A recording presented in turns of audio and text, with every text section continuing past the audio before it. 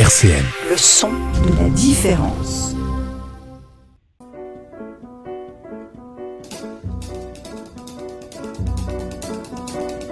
Dialectique sur RCN, Lionel Courchinou. Bonjour à vous, chers auditeurs, chères auditrices, et bienvenue dans votre émission hebdomadaire Dialectique. Alors aujourd'hui, dans Dialectique, qu'est-ce que la paternité ? Quels sont les contours de cette notion qui peut paraître évidente de prime abord, mais qui, au fond, révèle pas mal de choses sur une société. Pour tenter de définir la paternité, aujourd'hui, j'ai le plaisir de recevoir Jocelyne Pontius, ex-sage-femme, Yanis, comédien de père, Laurent, comédien de père aussi, vous êtes de la compagnie Babel. C'est ça. Ainsi que Florent du service com du CDN de Nancy. Ai-je bien présenté tout le monde ? Ouais. Très bien. Donc déjà, bienvenue à RCN, c'est un plaisir de vous avoir aujourd'hui. Alors, juste une petite précision, Laurent et Yanis, je rappelle que vous jouez la pièce Père aujourd'hui même à 14h30 à la MJC Haut du Lièvre. Donc à 14h30, ce sera pour les associations du quartier et à 19h pour tout public. Donc toujours à la MJC Haut du Lièvre et ça sera 5 €. Est-ce que les informations sont bonnes ? Tout est parfait. Voilà, bon. Donc pour toutes les personnes qui nous écoutent en ce moment même en direct sur RCN 90.7, n'hésitez pas à aller voir cette pièce. Alors, qu'est-ce que la paternité ? Mathilde Aubry, notre journaliste de terrain, est allée un peu recueillir les acceptions de nos chers concitoyens et on va écouter ça tout de suite sur RCN. La paternité, ça concerne le père pour moi. Donc la paternité, c'est quand soit t'es un père ou alors t'es le père de quelqu'un. Alors ça serait pour moi l'échange et l'accompagnement d'un enfant vers sa propre liberté. Écoutez, c'est un beau sujet et on aimerait bien que les papas s'investissent un maximum aujourd'hui, que ça doit être partagé à deux. En tout cas, moi c'est ce que je pense. Après, qu'ils assument leur statut de père et qu'ils fassent bien ce qu'ils doivent faire en tant que père et qu'ils s'investissent, comme disait ma collaboratrice à côté. Pour moi, je ne sais pas trop car je ne la pratique pas, mais je pense que ça peut être très bien, voilà. C'est être père et assumer ses responsabilités envers ses enfants. Je sais pas c'est quoi la paternité. C'est un papa. Être responsable, s'occuper des enfants. C'est bien. Alors on vient d'écouter quelques définitions de la paternité de nos chers Nancéens. Je vais vous demander à chacun de définir selon vous, en vos termes, ce qu'est la paternité, du moins ce qu'elle représente. On va commencer par vous, honneur aux dames, Jocelyne. C'est quoi la paternité dans les yeux d'une sage-femme ? Eh bien, c'est pas simplement le fait de faire un pitchoun. Excusez-moi, j'ai encore des termes d'en bas. Des formations professionnelles. Oui, j'aime mieux le dire de suite parce que sinon après ça va revenir. Mais c'est pas simplement faire un pitchoun, c'est justement comme disait un témoignage, c'est aussi justement accompagner cet enfant dans la vie. Je dis, il suffit pas de le faire, hein, c'est aussi effectivement prendre en charge cet enfant pour le guider au mieux vers son avenir d'adulte. Donc effectivement, on peut très très bien être un super papa et pas avoir donné son spermatozoïde, quoi, je veux dire. Donc ça permet effectivement de pouvoir aussi prendre en compte tous ces papas, alors donc, que ce soit dans des familles recomposées ou que ce soit même il y a beaucoup de débats actuellement, mais dans les couples homosexuels actuellement, puisque la loi est en train de changer. Je veux dire, c'est ça, être papa, c'est aussi s'investir et guider un enfant dans la vie. Vous parlez de lois qui changent. On a eu cette semaine notamment quelques lois qui ont changé sur les couples non mariés qui ont le droit à l'adoption. Donc, selon vous, la notion de paternité va au-delà de la notion de simple géniteur. Exactement, parce qu'on peut être tout à fait un papa biologique, mais pas pour autant être un papa tout court, quoi. C'est ce que, si je puis m'exprimer ainsi.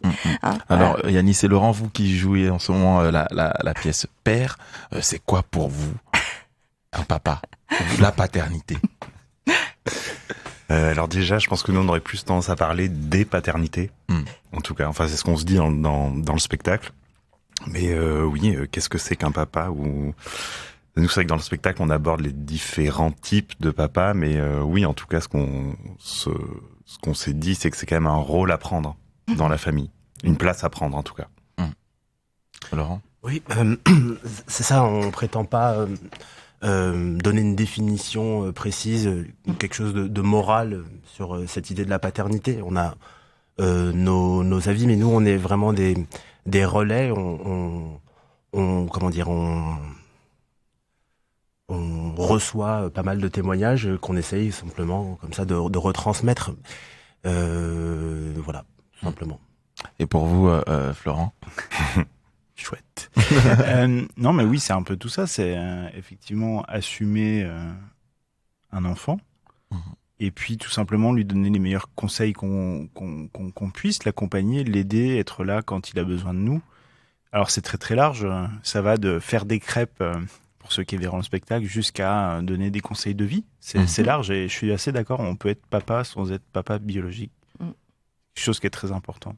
Alors, comme d'habitude dans cette émission, je vais toujours un peu chercher les définitions du dictionnaire. Donc, nous, on est un peu sponsorisé par Larousse ici.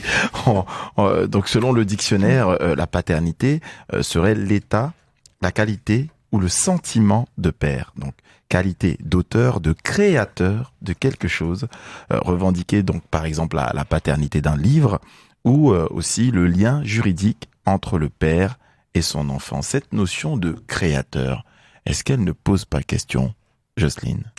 Alors là c'est pareil, tout dépend quelle définition on donne à la création.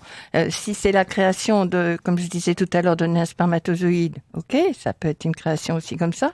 Mais la création, c'est prendre un enfant par la main aussi et puis le faire cheminer. Ça aussi, c'est une création, c'est l'aider à sa création de sa propre vie en tous les cas, en l'écoutant, en essayant de respecter sa personnalité et à l'aider justement à vraiment pouvoir être bien dans sa peau.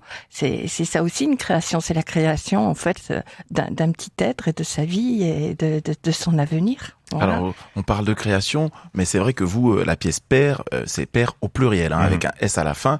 Donc on peut parler de plusieurs types de création. Tout à l'heure, t'évoquais le fait qu'il y a plusieurs forme de paternité. Est-ce que vous, cette notion de création, c'est quelque chose qui est venu lorsque vous avez, interprété cette pièce? La création, est-ce qu'on est papa de ce que l'on produit oui, parce qu'il y a quelque chose, on a été obligé, avec plaisir, d'y mettre un peu de notre corps, quoi. Quelque part, c'est comme si on se divisait.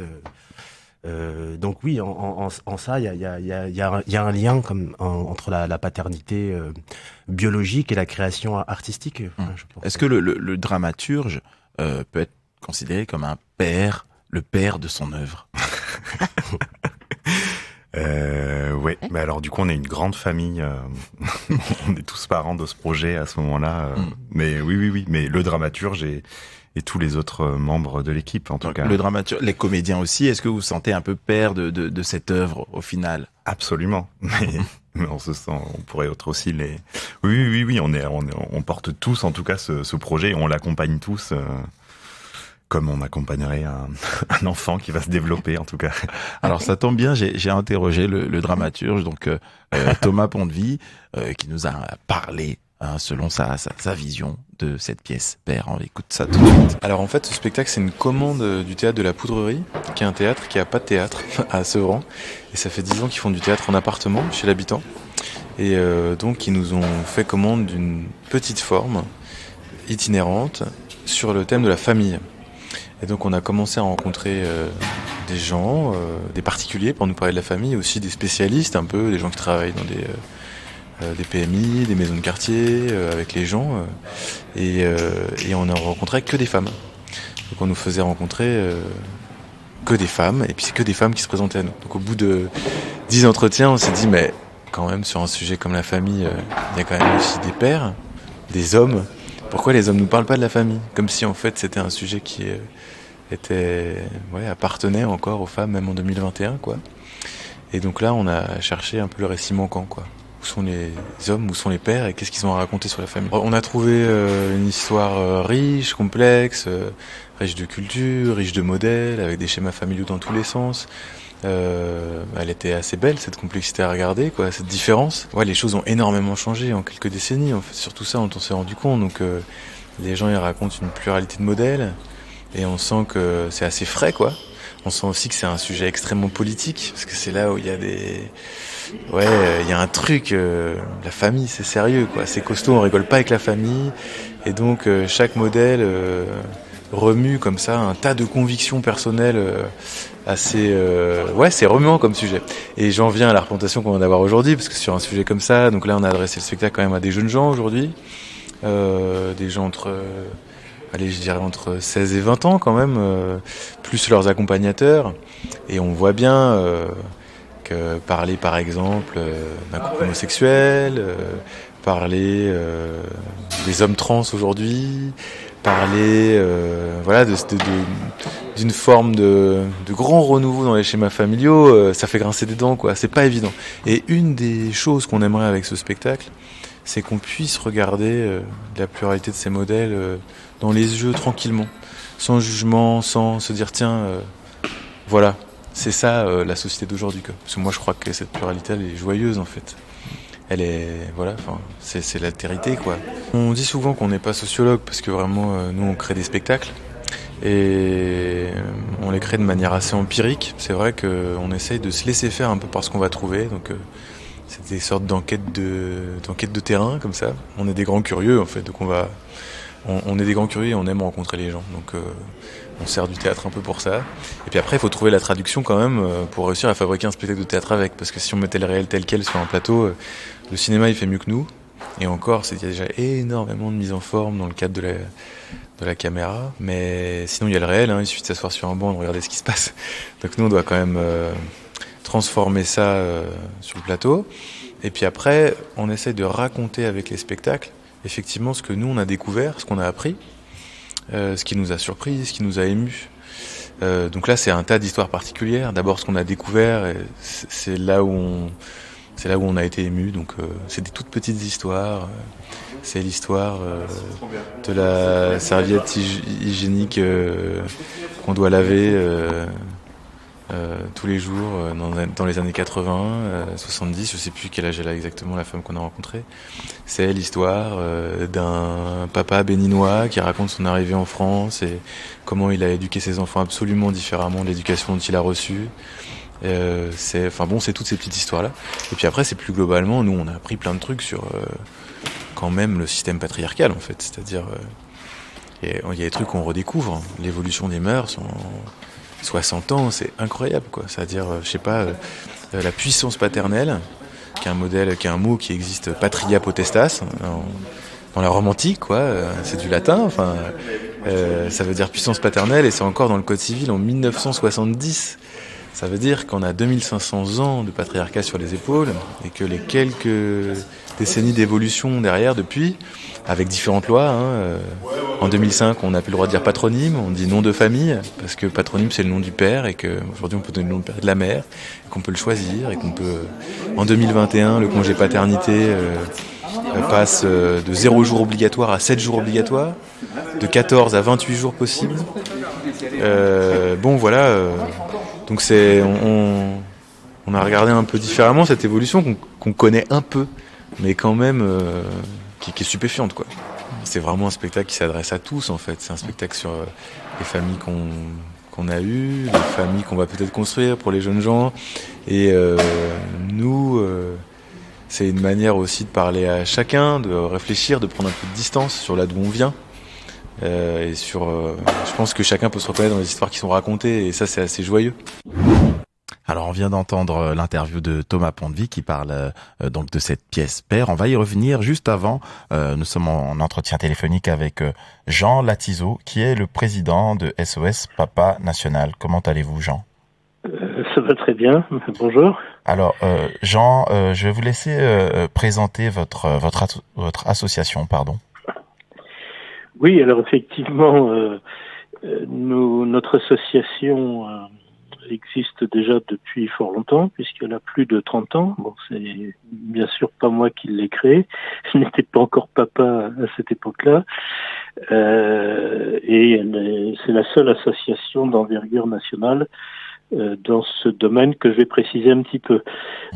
Alors, elle est née du constat, alors qui existait déjà, enfin il y a plus de 30 ans, hein, mais que en cas de séparation du couple parental, ce qui évidemment est plus que fréquent, c'est presque la majorité des cas maintenant, les pères qui sont naturellement, alors, je pense qu'on va pouvoir développer un peu, attachés à leurs enfants, eh bien sont très fréquemment, pour ne pas dire systématiquement, marginalisés par rapport à leurs enfants, en particulier par les décisions de justice.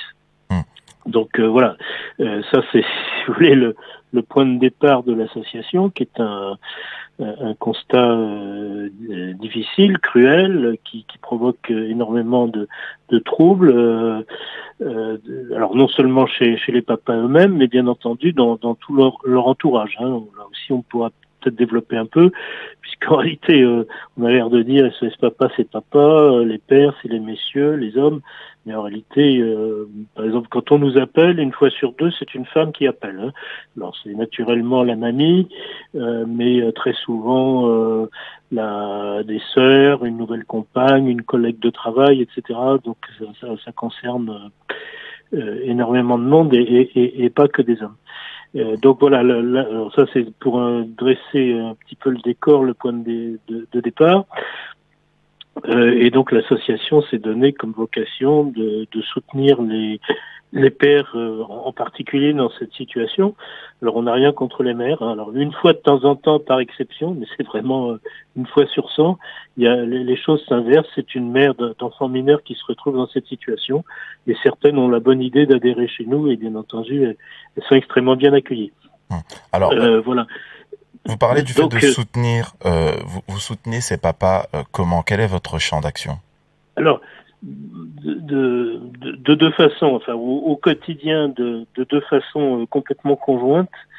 Alors c'est un petit peu variable d'une région à l'autre. Bon, par exemple, avant le Covid, à Paris, nous avions des permanences physiques, bon voilà, avec des sortes de tours de table. Bon, mais en règle générale, puis même maintenant région parisienne, bon, du fait des bouleversements dus au Covid, tout se passe par téléphone, c'est-à-dire qu'on a un grand nombre de papas d'adhérents qui en plus ont décidé de s'investir pour aider les autres, hein, donc qui sont très habitués à le faire toute l'année. On les appelle des animateurs ou des délégués. Et nous avons aussi tout un réseau d'avocats partenaires qui, naturellement, au fil des années, sont très fidèles à l'association.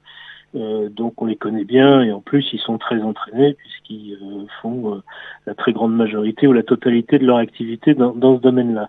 Et donc pour faire simple, bon, on peut préciser certaines choses, mais enfin le plus classique, le plus central, c'est que dès que quelqu'un adhère, il est mis en rapport avec un de ses animateurs, avec qui il va pouvoir discuter tout le temps qu'il faut, passer en revue en détail la situation, regarder les différentes options, les questions qui se posent, les questions qui devraient se poser, auxquelles il n'a pas pensé. L'animateur aussi le prépare pour le deuxième contact, qui est une consultation téléphonique gratuite avec un de nos avocats partenaires. Et donc évidemment, il sera très important de bien cibler les questions clés. Alors, voilà, fondamentalement c'est comme ça. Alors on peut aussi brancher les gens qui le souhaitent sur une sorte d'appui purement psychologique. Voilà. Alors vous avez dit plusieurs choses intéressantes, notamment il y a un constat qu'on a retrouvé aussi, que vous avez retrouvé lors de la création de cette pièce père, c'est le fait que les papas ne parlent pas. Alors Thomas Ponteville le disait lorsqu'il a commencé à chercher des témoignages, c'était surtout des femmes. D'où vient ce manque d'expression, que ce soit expression verbale ou même parfois chez certains papas dans la pièce, expression des sentiments. Est-ce qu'il y a une forme de pression sociale qui pousse les pères à réprimer leurs émotions et puis aussi comment dire à se soumettre à ce qu'on appelle la masculinité toxique. Donc un homme ça ne pleure pas, un homme ça ne se livre pas sur ses sentiments. Est-ce que vous ressentez ça avec les papas que vous recevez? Ceux que nous recevons par définition, ils viennent pour parler. Déjà pour parler, alors d'ailleurs quand on tient en particulier quand on tient des réunions de groupe, donc là on les voit s'exprimer. Moi, il m'est arrivé, bien que président national, de servir d'animateur aussi dans les réunions de Paris, et très fréquemment, il y a des gens qui viennent, alors il y a des nouveaux, des anciens, et des anciens qui disent spontanément aux autres, mais vous savez, quand je suis arrivé, moi j'étais au fond du trou, et rien que d'être ici, de parler avec les autres, d'entendre les autres, de relativiser, de voir qu'il y a des situations encore pires que la mienne, ça m'a fait beaucoup de bien. Bon, donc là, au moins, il y a une structure pour parler. Bon. Alors après, c'est une considération psychologique et sociologique plus générale. Bon, je veux pas faire du café du commerce, mais je crois qu'en effet, de façon générale, les hommes ont un petit peu moins tendance à s'exprimer, à dire qu'ils souffrent.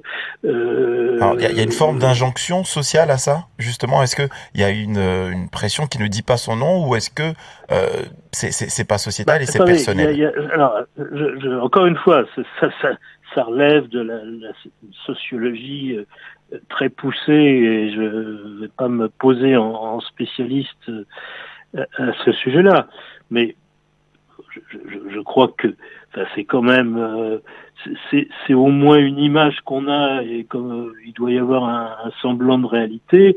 On dit bien que les hommes, même les petits garçons, ils sont peut-être plus durs au mal, quand ils se cognent ils pleurent moins, et ainsi de suite. Donc bon, je crois qu'il y a quelque chose d'ancré dans l'histoire de l'humanité un petit peu. Bon, alors ça bon. Et encore une fois, là, il faudra inviter des sociologues pour en parler. Mais je pense qu'il y a un petit peu de vrai. Mais alors, en plus, en effet, il y a un contexte politico-médiatico-social qui en rajoute terriblement. C'est-à-dire que, alors là, pour parler clair et net et dur, et par exemple, les hommes, quand ils vont, qu'ils essayent de défendre des droits égalitaires de parents devant la justice, ils sont à peu près systématiquement marginalisés. Bon, on a même entendu, alors c'est évidemment des anecdotes, hein, mais on les considère comme très significatives, des juges, qui d'ailleurs sont des femmes, hein, à 95%, bon, ce qui est un petit peu curieux dans ce domaine-là, dire au monsieur, mais monsieur, vous n'êtes que le père. Bon, voilà, alors, je pourrais en parler pendant des heures, hein, il y a plein d'aspects qui fait que c'est comme ça. On va y revenir de toute façon dans le cours de cette émission sur la différence entre la paternité, la maternité. Vous, dans votre pièce, Thomas parle de puissance paternelle. Est-ce que vous avez ressenti cette injonction-là au fait de ne pas s'exprimer? Évidemment. Enfin, c'est-à-dire que j'entends le discours de Monsieur Latizo. De Monsieur Latizo, oui, très bien. Mais il me semble que on ne peut pas fermer les yeux sur, enfin, d'un point de vue intime, je sens que il y a un rapport quand même au père, physique, charnel, qui est quand même à repenser. Et là, on a eu l'occasion de pouvoir jouer la pièce devant différents publics. Et voilà, sans vouloir me placer en spécialiste, mais il y a quand même une réalité. Enfin voilà, faut pas non plus fermer les yeux sur un véritable problème, et qu'on essaye simplement à notre niveau non pas de régler, mais de questionner, quoi, tout simplement. Mais de quel problème parlez-vous? Je parle d'un rapport, oui, c'est ce qu'on dit, là, un rapport à à l'amour, enfin tout simplement. On a eu beaucoup de jeunes garçons qui nous disaient qu'ils ne pouvaient pas, que pleurer c'était pas pour eux, par exemple. Alors ça, pour moi, ça me semble être un véritable problème. Ça vient de quoi? D'une transmission par rapport à l'image du père qui se sont fait, parce qu'en général, je pense que ces gamins se construisent à travers l'image du papa et ces jeunes garçons. C'est ça se comparent. C'est très tôt. Enfin, les dessins animés, on peut les regarder. Les programmes, c'est quand même des choses qu'il ne faut pas chercher très longtemps pour pouvoir voir qu'il y a une orientation à la force absolue pour les hommes. Et ça crée des hommes très très très malheureux. Alors on va écouter ce que les spectateurs justement ont pensé de votre pièce tout de suite sur RCN 90.7. Bon, très chouette, une mise en scène un peu différente qui change, voilà, du théâtre itinérant. La proximité avec la scène, c'est sympa comme tout, et puis des thèmes voilà, qui font écho. Moi je suis jeune papa, donc voilà, ça m'interroge dans le rapport que j'ai avec mes enfants, et puis dans l'éducation que j'ai reçue aussi. Voilà, donc c'est pas la même, moi je donne pas la même que celle que j'ai reçue, enfin j'essaie en tout cas. Donc voilà, ça fait écho, ça fait réfléchir, c'est chouette, c'est court et ça fait réfléchir en même temps, super. Ça me fait réfléchir parce qu'on on part de la Rome antique jusqu'à la situation d'aujourd'hui, voilà, du rôle du pater familias un peu figé, et puis au papa un petit peu poule, moderne, qui essaye de s'occuper de ses enfants. Ça m'interroge dans mon rapport à l'éducation. Ça fait réfléchir. Les thématiques me sont familières parce que je les avais abordées au cours de mes études, par exemple. Mais sur le congé paternité, oui, il y a des. Vous voyez, là on voit des durées, par exemple, de congé. Bon, celle-là je les connaissais pas. Non, ça m'a appris des choses, bien sûr. Et puis ça me fait réfléchir, c'est l'essentiel. Et puis nous, on va essayer de retravailler ça avec nos jeunes. Et ça sera super, quoi. Super intéressant. Moi, je me suis pas forcément retrouvée dans les personnages parce que j'ai pas du tout eu ce rapport avec mes parents. Mais je pense qu'aux jeunes, il y en a certains qui ont pu se reconnaître et c'était très bien joué. Un peu perturbant le fait qu'ils nous regardent. Ça m'a un peu déstabilisée parce qu'en fait, quand ils posaient des questions, je savais pas si on devait répondre ou pas. Voilà, c'est ce côté-là un peu, mais très bien, très intéressant. Au début, oui, ça perturbe un peu. On se dit, est-ce qu'on doit répondre? Qu'est-ce qu'on fait? Les regards aussi. Et puis bon, après on se prend dans le jeu et puis on comprend vite, mais ouais, un petit peu perturbant c'est le début. Alors moi, première fois que j'assistais deuxième fois, ouais, j'assistais à une pièce de théâtre, mais ouais, j'ai trouvé ça bien, puis le fait qu'il soit proche comme ça, c'est très intéressant.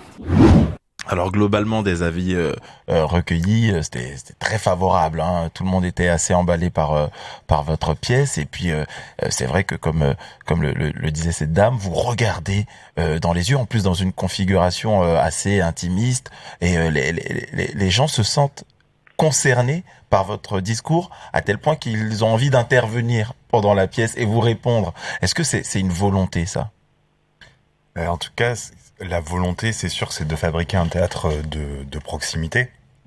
Donc en effet, c'est vrai qu'on est dans un rapport très proche aux gens, toujours en regard vers eux, et qu'on fait pas semblant de parler dans le vide, ou tout ce qu'on dit, on l'adresse aux gens, évidemment, parce qu'on travaille avec eux et avec le public. C'est vrai que, encore une fois, ce que disait Laurent, en fait, nous on pose des questions, on prétend pas donner une vérité parce qu'on n'en sait rien, mais on propose des modèles, et tout ça, ça se fabrique avec les gens qui viennent nous voir, et donc on est à une sorte d'égalité. Il n'y a pas de surplomb. Enfin, j'espère qu'il n'y a pas de surplomb de notre part dans ce spectacle. Vous abordez le côté pater familias, le côté papa poule. À un moment donné, le papa qui fait des crêpes dans sa cuisine et puis qui se raconte un peu. Il y a des choses qui vous ont troublé, vous, ou des choses que vous avez appris à travers cette pièce?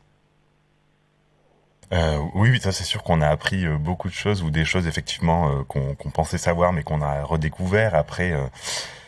Oui, en fait, c'est toujours très marrant d'entendre la parole des gens. En fait, il y a des choses où on pense vraiment que c'est des très gros clichés. Et en fait, non, ça existe. Ou alors des fois, justement, c'est beaucoup plus complexe que. C'est vrai, quand on prend les deux figures, les deux extrêmes du papa poule et du pater familias. Bon, mais en fait, à l'intérieur même de ces modèles, c'est complexe. Ça file pas droit comme on pourrait le penser ou le vouloir. Comme Laurent le disait, il y a certains moments qui sont vraiment très émouvants dans cette pièce, qui sont prenants parce que ça parle de violence. notamment cet homme, je sais pas s'il est jeune ou pas, que vous avez rencontré.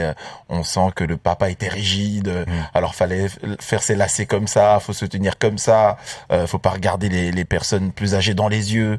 Cette forme de violence-là, est-ce que vous l'avez ressenti vous au moment de jouer cette pièce? Au moment de la jouer, je sais pas. Après, nous, c'est peut-être aussi dans nos propres familles on a sans doute, Laurent et moi, on a pu peut-être se reconnaître aussi, évidemment. Vous avez puisé un peu d'inspiration pour le jeu? Oui. Bah oui, et surtout, et d'autant plus que dans la pièce, il y a quand même des parties autobiographiques pour chacun d'entre nous. On a aussi donné de notre personne et de notre histoire dans ce projet. Pour là aussi encore être à égalité avec les gens qu'on convoque Et on apprend pas mal de choses dans cette pièce. Vraiment, allez la voir. Et c'est à 19h à la MJC au du Lièvre. C'est 5 € notamment. On apprend des choses sur les congés paternité. On apprend des choses sur l'évolution de la vision du papa à travers les siècles même. C'est un spectacle très enrichissant. Merci à vous d'avoir accepté notre invitation. Vous jouez dans 1 heure, donc malheureusement vous allez devoir nous quitter. Voilà, vous préparez. On vous souhaite comment on dit merde, c'est ça? On dit merde. On dit merde. Et puis, quant à vous, chers auditeurs, n'hésitez pas à aller voir cette pièce aujourd'hui à 19h à la MJC au du Lièvre. On va se marquer une petite pause musicale. On va écouter le morceau de Stromae, Papa Outé. 13h, 14h, Dialectique sur RCN, Lionel Courchinou. Et on est sur RCN 90.7. On vient d'écouter le morceau de Stromae, Papa Outé, Stromae qui fait son grand retour d'ailleurs. Et dans ce morceau, il y a une phrase qui est importante. Alors, il dit, tout le monde sait comment on fait des bébés, mais personne sait comment on fait des papas. Comment on fait des papas, selon vous, Jean Latizo? Écoutez, on fait des papas, j'oserais dire, de façon très naturelle, pas uniquement du point de vue physiologique, mais ce qu'on voudrait vraiment, c'est qu'il soit reconnu, en tout cas par les institutions, parce que par la population, c'est largement reconnu, et ben qu'un papa, ça aime ses enfants comme une maman. Voilà, tout simplement. Alors, il y a peut-être des nuances dans la façon de le faire, mais un papa est tout aussi capable d'amour, d'attention, de soins envers son enfant dès la naissance. Et ça, dans les faits, c'est terriblement nié par les institutions, en particulier par la justice, en tout cas dans les cas de séparation. Pour aller droit au but terrifiant de mon propos, cette situation de marginalisation des pères dans le cadre des procédures judiciaires de divorce et de séparation provoque plus d'1 millier de suicides de pères chaque année. Voilà, par arrachement de leurs enfants, principalement. Alors Jocelyne, vous qui avez été sage-femme, Jean Latizo parlait d'attention. J'y suis toujours, parce que je travaille encore. Autant pour moi. Jean Latizo parlait d'attention et de soins. Donc c'est ce qui est au cœur de votre métier. Vous avez aussi noté quelques éléments. Qu'est-ce que vous avez à dire par rapport à ça? Déjà, pour bien situer, non seulement j'ai fait des accouchements, mais j'ai eu la chance de travailler dans un centre de planification et d'éducation familiale. Vous voyez le titre, ça veut tout dire. Donc une équipe pluridisciplinaire avec non seulement gynéco-sage-femme, mais également conseillère conjugale, assistante sociale. Alors, on est en plein dedans. Après avoir occupé de maladies sexuellement transmissibles, ça a été un autre volet. Mais je dois dire que dans tout ça, moi, les papas, je suis sage-femme. Moi, je pense qu'un papa, il commence à s'engager dès le début de la grossesse, le faire participer, qu'il puisse. Maintenant, ça change énormément. Que les femmes, effectivement, puissent faire adhérer les papas à la grossesse, qui puissent même les accompagner souvent on les voit toutes seules, que le père soit là aussi pendant les consultations, parce que si on suit pas la grossesse, comment on accueille cet enfant? Et puis, alors, quand je dis être là au moment de l'accouchement, moi, je vais moduler. Moi, j'ai jamais voulu justement mettre en indélicatesse les papas. Il y a des papas qui peuvent pas supporter le contexte même hospitalier. Il fait très chaud dans ces salles. Il y a des odeurs très particulières au moment de l'accouchement. Bon, c'est pas parce qu'on est un homme nul ou qu'on sera un mauvais papa, parce que on dit franchement qu'on peut pas assister à l'accouchement. Là aussi, ça commence déjà là. Il faut pas culpabiliser. Moi, je me souviens d'un papa qui m'a dit, j'ai accouché sa femme, et c'est pas d'aujourd'hui, pourtant, mais ça m'a terriblement touchée parce que ce monsieur m'a dit, on s'est tutoyé parce que j'ai suivi sa femme assez longtemps pour d'autres problèmes, et il m'a dit, tu vois, je peux pas l'avoir accouchée, je supporterai pas, et puis je veux rester un bon amant en étant un bon papa. Et j'ai trouvé ça très très chouette, quoi. Je veux dire, on peut comprendre aussi. Je veux dire, c'est pas parce que ils sont pas là qu'ils s'en foutent, quoi. Je veux dire. Hein. Mais ça, ça avance, ça avance de plus en plus. Mais là, on parle beaucoup, et je peux entendre ce que Monsieur dit sur la détresse des papas. Mais ce qui me gêne un petit peu dans tout ça, c'est où est l'enfant.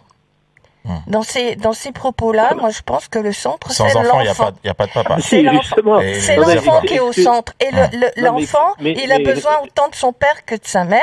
Mais faut-il aussi... Je termine, monsieur, je vous redonne la parole. Je pense aussi, comme on disait au départ, le père, il doit prendre sa place aussi, et il faut que la femme laisse le père prendre sa place. Et ça se prépare au moment de la grossesse. Voilà. Et je crois Madame, je suis parfaitement d'accord avec tout ce que vous avez dit. C'est vraiment parfait. Simplement, vous avez l'air de dire que dans mes propos, j'évoquais pas l'enfant, alors que j'ai commencé à dire qu'un papa, c'est comme une maman, c'est autant capable d'aimer son enfant. Oui, bien sûr, d'aimer. Oh, alors, mais je veux dire, il suffit pas. Je veux dire, c'est aimer. On n'en a jamais douté. Ce qu'il y a, c'est que malheureusement, vous le savez bien, vous êtes dans des situations où vous voyez au contraire des papas qui sont en détresse, mais le nombre aussi. Et vous le savez très bien, autant que moi, le nombre de papas qui partent pendant la grossesse ou juste après la naissance. Alors, je veux dire, il y a des papas... Non, attendez. Non, mais attendez, vous avez des chiffres? Non. Écoutez, j'en vois quotidiennement, c'est ça. Faut pas faire des généralisations comme ça. Eh ben oui, mais pas aussi dans l'autre sens. Attendez, à ce moment-là, il faut parler de toutes les femmes qui font des enfants toutes seules, etc., et que c'est peut-être pas formidable pour les enfants. Bon, là, je crois que vous êtes sur un terrain un petit peu polémique. Alors, pas du tout, c'est pas moi qui suis polémique. Non, mais madame, si vous avez des chiffres à ce sujet-là, vous les donnez avec les sources. Hein. Les papas qui partent, n'est-ce pas, dès que la femme est enceinte, ça va. Hein. Alors, on pourra peut-être étayer... Je dis pas que ça n'arrive pas, mais c'est anecdotique. Hein, on pourra peut-être rajouter des chiffres donc en lien sur la vidéo de cette émission, des chiffres concernant les mamans isolées ou des papas qui partent, si jamais des études ont été faites dans ce sens. Mais justement, moi je vais pas arriver avec des chiffres. Je suis là pour au contraire partager mon expérience, et je suis pas et je suis pas du tout dans la critique. J'essaye de dire les situations différentes. Et moi au contraire, je pense que le père a parlez-nous à ce moment-là des femmes qui font des enfants toutes seules. Oh, il y en a pas tant que ça. Il y a des femmes malheureusement, qui refont. Vous êtes biaisé. Implicitement, il faut que vous donniez dans vos propos une préférence de principe aux mères et à la femme. Voilà. Alors on va recentrer. Les mères, elles sont parfaites. Et les pères. Alors on va recentrer le débat. Justement, peut-être Monsieur Latizo, ce que vous voulez dire. Vous ne connaissez vraiment pas, monsieur. Monsieur Latizo, ce que vous voulez dire implicitement, c'est que peut-être il ne faudrait pas que les papas qui partent, discréditent ceux qui restent. C'est peut-être ça le fond du propos. Mais il y a des papas qui partent, on ne sait pas absolument dans quelle proportion. Il y a des mamans qui font des enfants toutes seules. Il y a des mamans qui partent, etc.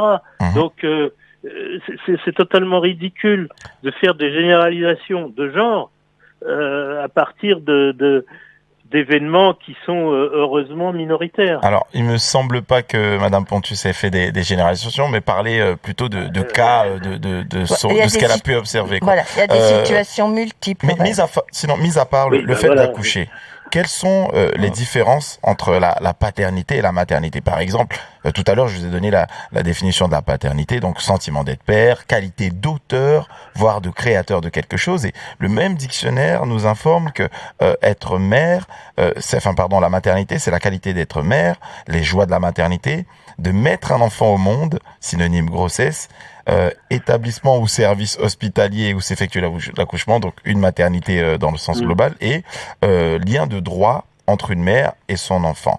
Sinon, on a aussi une autre définition, un peu plus surprenante, la maternité, œuvre d'art représentant une mère portant son enfant ou avec son enfant. Donc c'est vrai que dans les définitions, dans les acceptions classiques qui sont de nos dictionnaires, donc on pense à travers les mots, donc les mots ont une importance, on voit plus le père en tant que créateur et la mère plus au service en fait de l'enfant. Est-ce que ces définitions-là, peut-être de base, ne jouent pas sur les représentations classiques qu'on se fait d'un papa ou d'une maman dans la société? Mais bien non, sûr. mais attendez, d'abord, quand vous dites le père créateur, ça veut dire quoi? Bon, ça veut dire que c'est celui qui insémine, quoi, en clair. C'est ça que vous voulez dire? Alors, donc, selon là, ce ne sont pas mes propos, ce sont la définition du dictionnaire. Oui, mais je cherche à comprendre de quoi on parle. Alors, ce dont on parle, c'est le père créateur, c'est une expression qui est utilisée très globalement, même pour parler de Dieu en religion. Quel sens lui donner?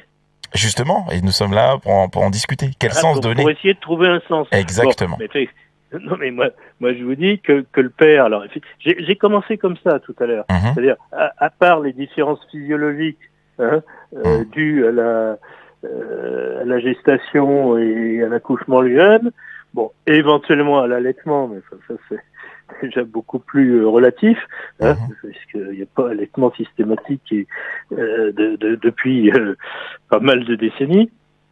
Mais à part ça, il y a deux parents qui ont eu un enfant ensemble, qui la plupart du temps l'ont désiré ensemble, et qui souhaitent, en tout cas l'un et l'autre, et en particulier le père, ou pas moins le père que la mère, souhaite s'occuper de son enfant, l'aimer, le choyer, l'éduquer, etc. Donc, moi, j'allais vous dire qu'est-ce que c'est que la paternité. Et ben, c'est exactement comme la maternité, sauf les aspects physiologiques de départ. Il faut pas se prendre la tête plus que ça. Qu'est-ce qu'il y a de politique dans la paternité? Tout à l'heure, on a évoqué l'évolution des droits et puis les droits qui vont encore advenir. On a parlé du congé paternité, notamment, qui est en train de se développer. Alors, il y a certaines sociétés qui, selon l'endroit d'où on parle, ont un peu plus d'avance sur nous, où par exemple on va proposer aux deux parents de se partager comme ils le souhaitent un certain nombre de jours de congé paternité. Ici en France, depuis peu, on a une semaine, c'est ça, à imposer. Qu'est-ce qu'il y a de politique dans la paternité? Ce qu'il y a de politique, c'est tout ce que je vous ai dit. Nous, on est sur un sujet éminemment politique, puisque, attendez, alors, je vais redécrire pour vos auditeurs de façon, Madame n'aime pas les chiffres, mais enfin, quand même ça sert. Encore une fois. Alors là, vous êtes vraiment dans le stéréotype. Je termine, soyez gentils. Non, ça c'était gratuit, on va essayer de rester cordial tout au long de l'entretien. Je vous en prie, allez-y, je vous en prie.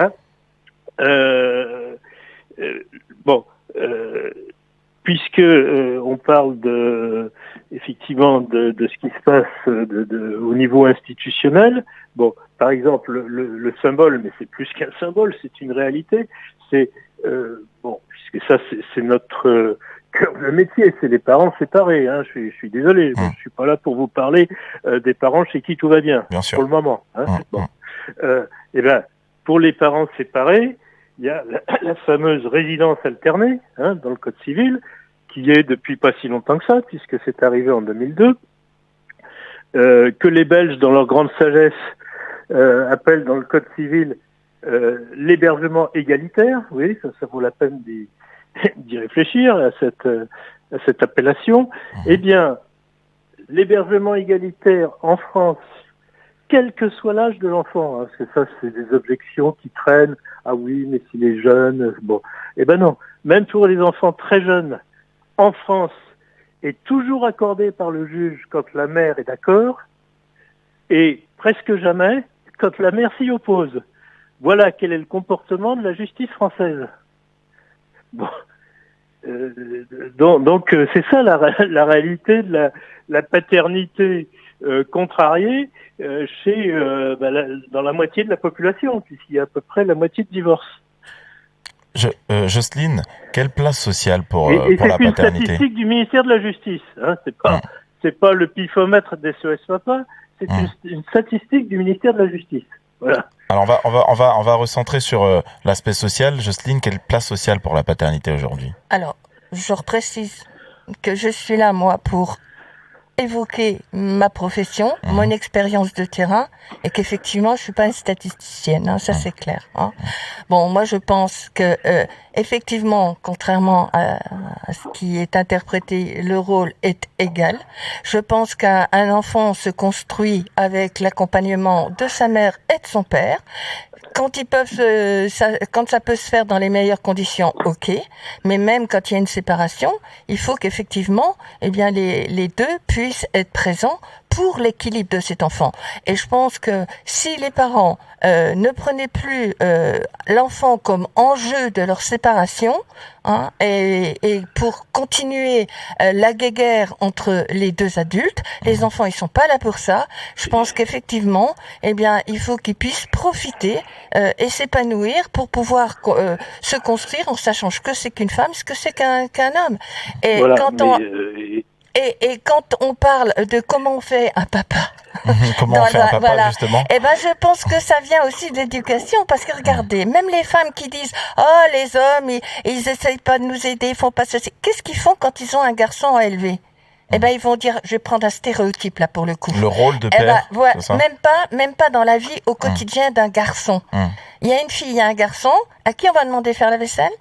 C'est un stéréotype ce que je dis là. Bien sûr. Mais parce que la mère va automatiquement réattribuer le rôle qu'on lui a imposé du père, voilà, à son fils. Alors que justement, c'est à nous aussi, en tant que le papa vis-à-vis de la fille, mais la mère aussi vis-à-vis du garçon, de dire que effectivement, quand on choisit de faire un pitchoun, eh bien, il va falloir justement apporter et le féminin et le masculin pour son propre équilibre, et que lui puisse justement, eh bien, faire évoluer les choses. Et je crois à notre jeunesse qui vont pouvoir au moins, j'espère, pouvoir faire un tri là-dedans et puis évoluer le mieux possible, parce qu'on voit maintenant de plus en plus les hommes effectivement s'occuper des enfants. Hein. Donc, merci. Merci beaucoup Jocelyne, malheureusement c'était le mot de la fin. Je vous remercie encore Jean Latizeau d'avoir aussi accepté notre invitation. Donc je rappelle que vous êtes président de SOS Papa National. Nous mettrons les coordonnées pour les papas en détresse qui souhaitent avoir une main tendue ou une oreille grâce à votre association. Quant à nous, chers auditeurs, on se retrouve la semaine prochaine à la même heure dans Dialectique, et on se quitte avec Corneille qui dit tout son amour à son enfant en tant que papa. Bonne journée. RCN, www.rcn-radio.org